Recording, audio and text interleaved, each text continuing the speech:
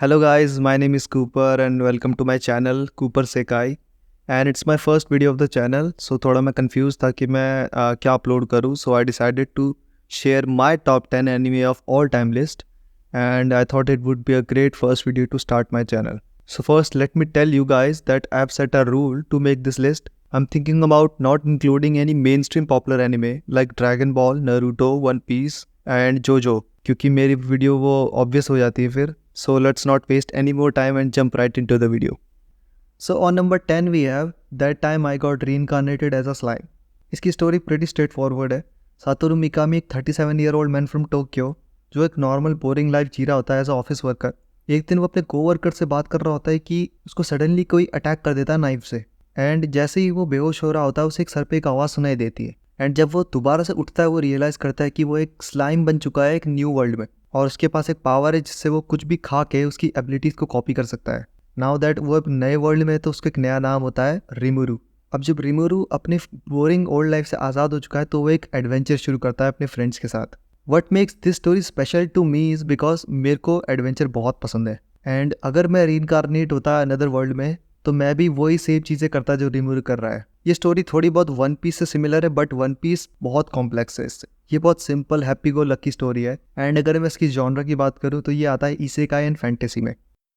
Moving on to number 9 we have Steins gate.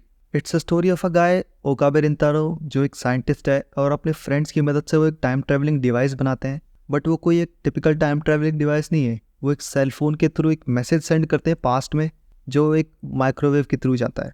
And after making the discovery Rintaro और उसके friends को realise होता है कि उन्हें काफ़ी मैस क्रिएट कर दिया है टाइम लाइन में अपने इन्वेंशन से एंड अब उसको फाइट करना है अपने लोगों को प्रोटेक्ट करने के लिए नहीं, साथ ही में he is also struggling to keep his own mind from falling apart. It's a tough battle on two fronts, one to save the one he loves and another against the slow decline of his own sanity. अगर आपको time travel stuff बहुत पसंद है तो you should definitely check this out.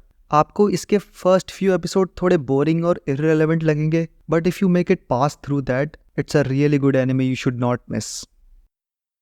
At number 8 we have Prison School, a really fancy school just for girls where everyone was well behaved and got a great education. But things are about to get super interesting because they're changing a big rule. Now boys can join the school too and that's going to mix up things a lot. सिर्फ 5 lucky boys को admission मिलता है school में और अब हर 200 लड़कियों के लिए एक लड़का है स्कूल में. तो हमारे जो 5 मेन कैरेक्टर्स हैं उनको इतना मौका नहीं मिलता कि वो दिखा सके लड़कियों को कि वो इतने कूल है क्योंकि वो उनसे बात नहीं कर सकते. तो वो डिसाइड करते हैं to do something bit risky. They want to sneak a peek into the girls path.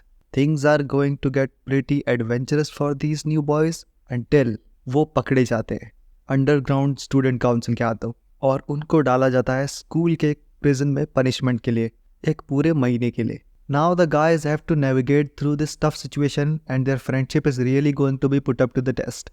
It's a wild and challenging adventure for the boys in prison school.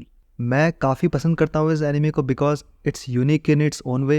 It's comedy drama with some suspense and अगर आपको कुछ funny देखना है then you should check this out. मैं recommend नहीं कर सकता wide variety of peoples को but it's definitely not meant for young people. At number 7 we have Mob Psycho. Mob Psycho shares the same author who has also created a very famous anime known as One Punch Man. एक तरफ Saitama अपनी powers के साथ hero बनना चाहता है, दूसरी तरफ मॉब साइको का मेन कैरेक्टर मॉब के पास भी साइकिक पावर्स है. But unlike Saitama, Mob wants to live a normal life without showing off his psychic powers. लेकिन एक दिन जब मॉब को रियलाइज़ होता है डेंजर उसकी स्किल्स पे तो वो स्टार्ट कर देता है working under a con artist जो कि एक साइकिक बुलाता है अपने आप को Reigen and with the help of Mob वो स्टार्ट करते हैं एक्सरसाइजिंग ईविल स्पिरिट्स को. लेकिन जब मॉब को रियलाइज़ होता है कि उसके फ्रेंड्स डेंजर में हैं तो मॉब बिल्कुल नहीं कतराता अपनी साइकिक पावर्स को यूज़ करने में to its full extent. Mob Psycho मेरे लिए स्पेशल इसलिए है क्योंकि मॉब साइको से मैंने सीखा है कि आप एक अच्छे इंसान कैसे बन सकते हो एंड आप एक सिंपल एंड हैप्पी लाइफ कैसे जी सकते हो. हम सब के पास अपनी अपनी एक कुछ काबिलियत होती है लेकिन हम उसको बिना शो ऑफ करे भी कैसे जी सकते हैं. At number 6 we have Hajime no Ippo. Ippo एक टीनेजर है जो अपनी मॉम की मदद करता है उनके फिशिंग बोट रेंटल बिजनेस में. क्योंकि इप्पो काफ़ी शांत रहता है, थका हुआ रहता है, उसमें से समुद्र की स्मेल आती है तो उसको काफ़ी स्टूडेंट्स बुली करते हैं स्कूल में। तो एक दिन उसको स्टूडेंट्स जब बुली कर रहे होते हैं तो एक बॉक्सर ताकामुरा देखता है और वो उसकी हेल्प करता है। तो उस दिन से इप्पो डिसाइड करता है कि वो भी एक बॉक्सर बनेगा। और ताकामुरा और उसके दोस्तों को जब पता लगता है कि इप्पो के पंचेस काफ़ी स्ट्रॉन्ग है क्योंकि वो अपनी मॉम की हेल्प करता है उनके बिजनेस में, तो उस दिन से इप्पो की बॉक्सिंग जर्नी शुरू होती है। और आपको अपने आप को नहीं रोकना चाहिए इस एनिमे को देखने के लिए, बिकॉज ये एक स्पोर्ट्स एनिमे है, क्योंकि ये बहुत कुछ सिखाता है हमें फ्रेंडशिप के बारे में, ड्रीम्स के बारे में और having fun with friends. And सबसे इंपॉर्टेंटली ये एक बॉक्सिंग के बारे में है। और जब भी इप्पो फाइट्स अपनी जीतता रहता है तो उसके अपोनेंट्स भी स्ट्रांग होते रहते हैं एंड आप वो मिस नहीं करना चाहोगे। Looking at number 5 we have Tokyo Revengers and it's same as times gate. इसमें भी टाइम ट्रेवल है, लेकिन इसमें जो हमारा मेन प्रोटैगनिस्ट है ताकेमिची, उसके पास एक यूनिक एबिलिटी है of travelling back and forth in time, and with this ability he tries to save the people he lost on the way. What makes this story so special to me वो है इसके elements, जैसे कि time travel, biker gangs, fights, romance, और जो हमारा main protagonist है वो एक लूजर है जो अपना बेस्ट ट्राई कर रहा है स्ट्रांग रहने के लिए। एटलीस्ट वो प्रिटेंड कर रहा है कि वो स्ट्रांग है, लेकिन वो कभी हार नहीं मानता। और ये क्लासिक ओल्ड स्कूल स्टोरी है। मुझे क्लासिकल स्टोरीज बहुत पसंद है, इसलिए ये मेरे लिए नंबर 5 में आता है। Number 4 बाकुमान। Most of the anime that we see are the adaptations of manga, but how a manga is created, well, that's what this anime is all about. जब माशिरो एक बच्चा था तो वो भी मांगा का बनना चाहता था अपने अंकल की तरह, लेकिन एक बहुत बुरी चीज़ होती है और माशिरो अपना सपना छोड़ देता है और वो अपनी पढ़ाइयों में लग जाता है।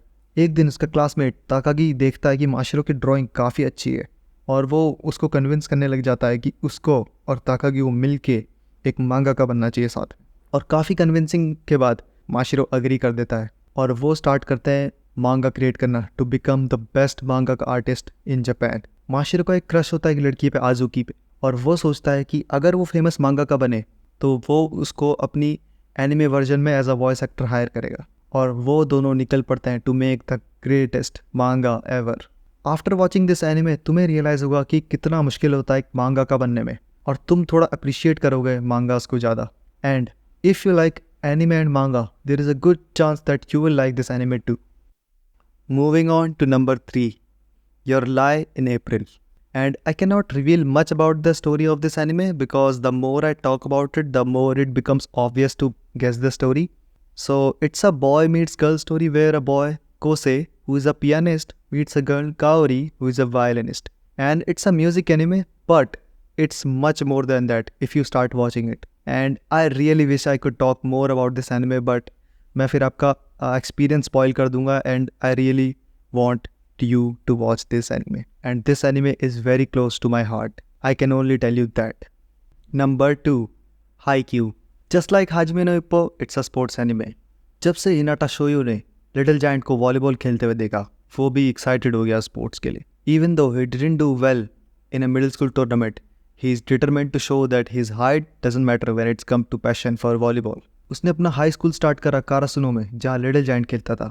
और जब उसे रियलाइज़ हुआ कि वो अपने ड्रीम के करीब आते जा रहा है, तब उसको पता लगा कि कागेयामा टोबियो, एक सुपर स्किल्ड प्लेयर जिसने हिनाटा की टीम को मिडिल स्कूल में हराया था, वो भी अब उसकी टीम में है। हिनाटा को पता लग चुका है कि अगर उसे एक अच्छा वॉलीबॉल प्लेयर बनना है तो उसे कागेयामा के साथ काम करना ही पड़ेगा। Despite their differences, it's not just about being tall and strong, it's about being a great team player. So Hinata sets out to learn what it takes to be a part of a team and compete at the highest level in volleyball. मैं इस anime के बारे में पूरे दिन बात कर सकता हूँ और मैंने इस एनिमे से काफ़ी कुछ सीखा है, जैसे resilience in the face of failure, facing and overcoming fears, और दोस्ती यारी. And you will witness when a sport is shown with a touch of anime, the thrill is amazing. And I promise you, you will definitely enjoy this anime once you start watching it. And finally, my number 1 anime, Mushoku Tensei. A 34-year-old man who had a tough time in his old life gets a chance to be a hero in a new world when he had a big accident. Surprise, he wakes up as a baby in a different world with nice parents. हालांकि वो एक बच्चा होता है, लेकिन उसको सब कुछ याद होता है अपनी ओल्ड लाइफ के बारे में। और मुझे ये पर्सनली पसंद है एनिमे बिकॉज इसमें परफेक्ट बैलेंस है every aspect of genre. Isekai, fantasy, adventure, comedy, action, सब कुछ आपको परफेक्ट मिलेगा। इसमें जो कैरेक्टर्स हैं, वर्ल्ड बिल्डिंग, स्टोरी टेलिंग, सब एक्स्ट्रा ऑर्डिनरी है। जो हमारा मेन कैरेक्टर है रूडियस, एक 34 ईयर ओल्ड था अपनी प्रीवियस लाइफ में, वो यहाँ भी चैलेंजेस फेस करता है, लेकिन इस बार वो अपना ट्राई करता है बेस्ट कि वो अब सही चीज़ें करे as he goes through tough situations with his friends in an adventure. And मैं चाहूँगा कि आप प्लीज़ इस एनिमे को देखिए and you will definitely enjoy this anime. Well, that is it for my video, guys. If you have anything to say about this video, feel free to comment on it. Share your top 10 favorite anime of all time, and if you like it, make sure to subscribe, and I will try to make more videos. Thanks for watching. Peace.